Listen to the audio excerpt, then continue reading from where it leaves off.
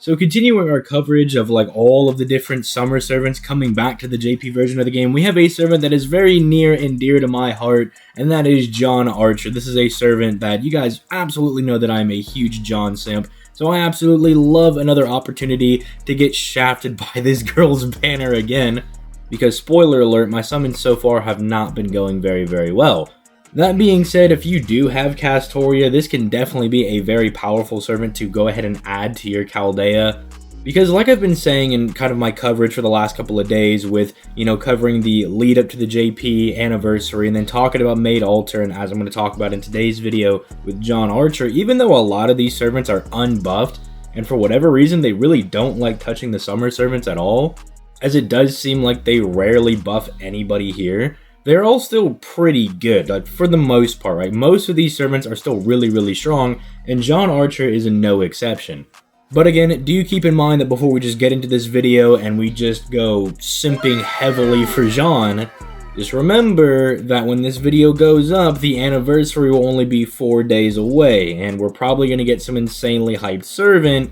And so kind of like just weigh your options there and be like, I really want Jeanne Archer, but do I want to use my Saint Quartz on her or whoever the giga hyped, giga OP anniversary servant is going to be? So with that being said, and that kind of just consideration warning put at the very beginning of the video, let's go ahead and dive right into this, starting off with Jeanne Archer's hits, which honestly, she's one of those servants that when you look at her hits, you're like, okay, this servant seems like they're going to be, okay, nothing too nutty broken, but they seem like they'll be okay. With a 4-hit quick card with 8% star gen, you're like, okay, in a Brave Chain, she might be able to gen a couple of stars. Her arts cards are okay, they're 2 hits a pop, but her NP gain is pretty good at 0.68%. But at the very least, she's got that 5-hit extra attack. We love to see that around here on the ZTL channel, but it doesn't look like she's doing anything super nutty insane. In fact, even looking at her attack, you wouldn't even be able to tell that she'd be able to do some decent damage because her attack seems like it's pretty low. In fact, you look at her HP and you're like, oh, this is going to be like a tanky stall servant because she's just got thick old HP over here. But no, apparently this servant is just really good at being able to loop and actually does some pretty decent damage. So like her hits are actually extremely deceptive when you look at them.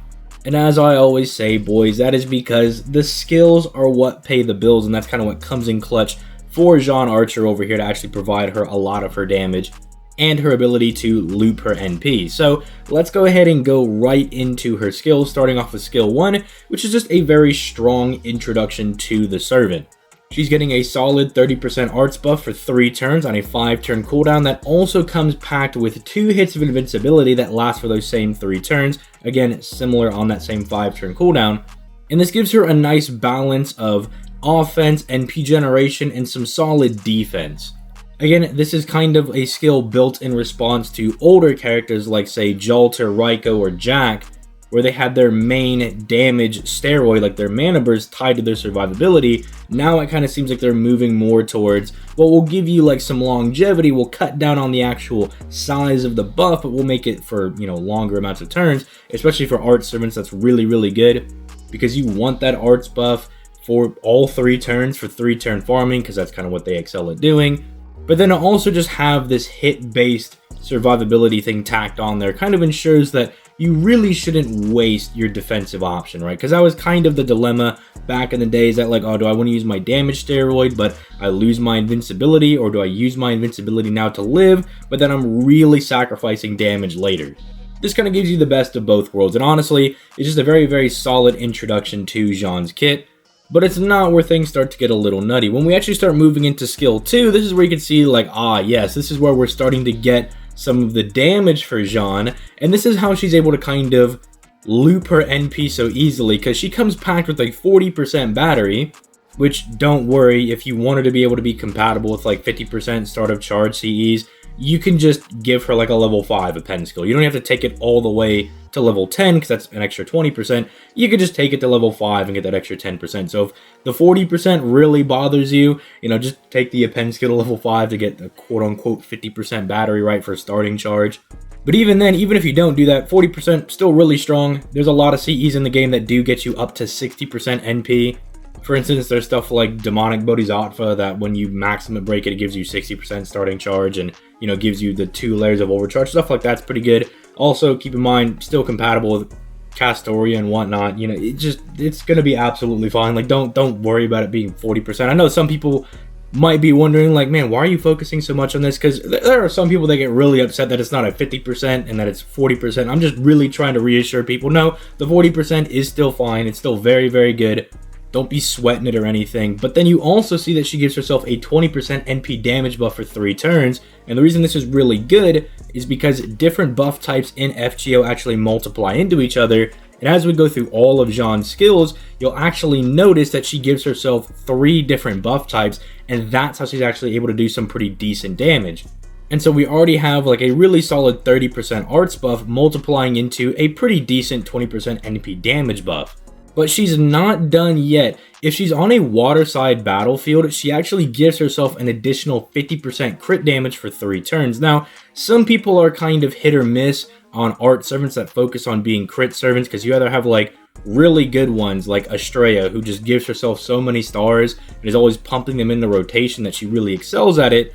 And then you have, well, a lot of the other arts crit servants that don't have ways to kind of like pump stars into them, right? So they can actually like consistently get their crits, and it tends to be a problem for them. Don't worry about Jeanne. You get her on that waterside battlefield and you just keep firing that NP, and let's just say she's going to be covered on the stars department. She'll definitely make sure she has enough stars in rotation to make use of this 50% crit damage buff. Obviously, got to go ahead and mention that for reference, 50% crit damage is the same crit buff that Waver gives people, so if that gives you any context to how pretty good this crit damage buff is, there you go. Also keep in mind that if she is on a waterside battlefield, she is going to give herself an additional 3% NP gauge every single turn because of her special Summer Independent Action passive skill, which also does give her a passive 10% crit damage buff. So if you're kind of worried about never having this, she at least will have some bite to her crits, but the majority of your crit damage is coming from the second skill, as long as you're on a waterside battlefield buff. Again, still kind of waiting for us to get some type of CEs that are like start of charge 50% and then grants the person like a specific battlefield buff, right? Because I think if we get stuff like that, it'd be really interesting. Like say we get some, it could even be like a gacha 5-star CE, but it gives you like 50% starting charge, grants the person using it waterside battlefield, and then just like a 10% arts buff. Or you do like 50% burning battlefield, 10% buster. Just stuff like that could be really, really cool. And I'm kind of waiting for them to do stuff like that. I don't think it'd be too broken, because like for instance, burning battlefield would be taken advantage by like what? Berserker Nobu and like Mao Nobu, even though Mao Nobu kind of just makes herself have burning battlefield all the time.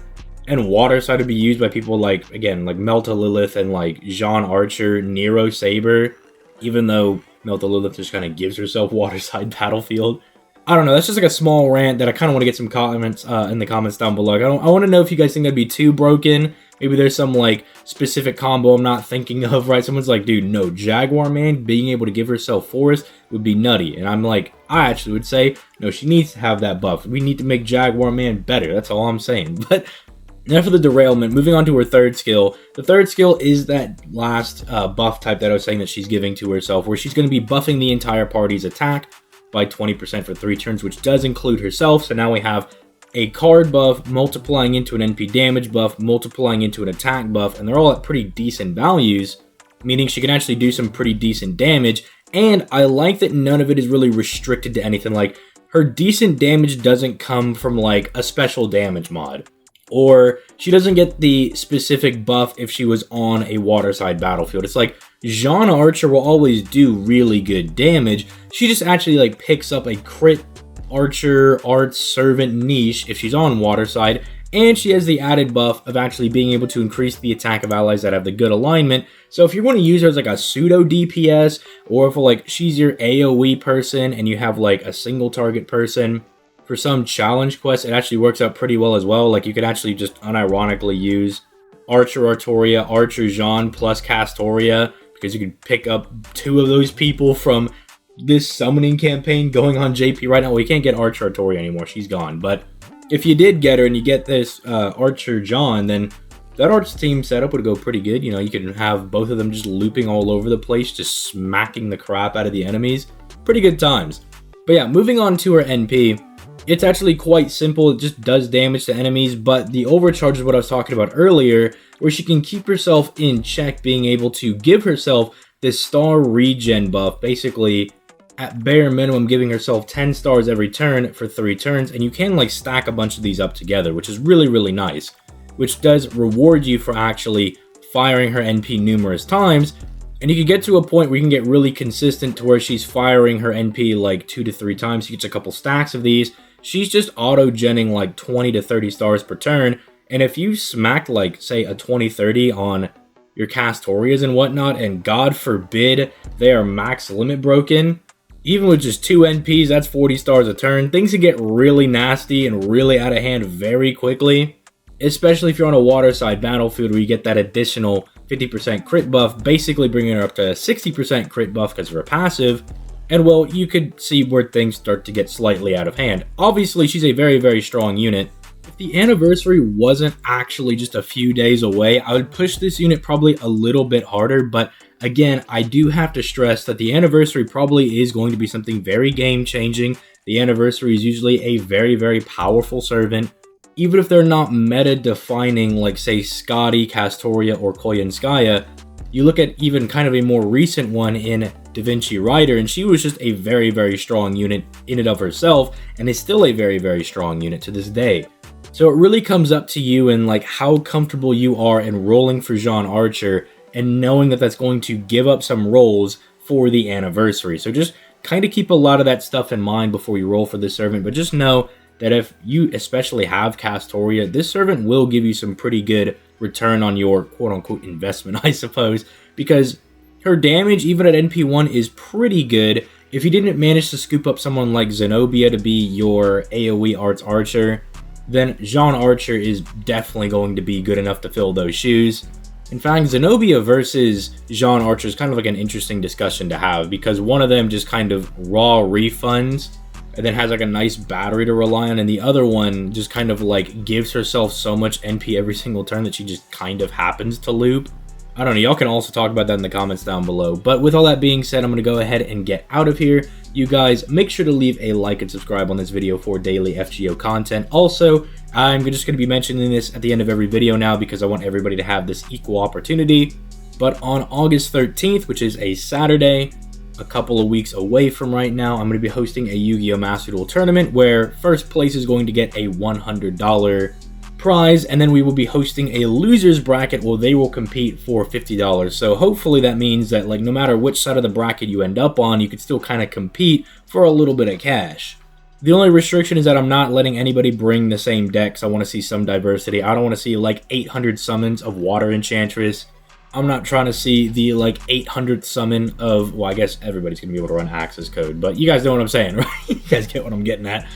But yeah, if that interests you at all, my Discord is linked down in the description down below. Make sure you join that. My name is just ZTL in the Discord. You could just DM me and be like, hey, this is the deck I want to run. I'll let you know if it's available, and we'll just go forward from there. So yeah, with all that being said, I'm going to go ahead and get out of here. You guys have yourselves a nice day. Peace. Late, guys.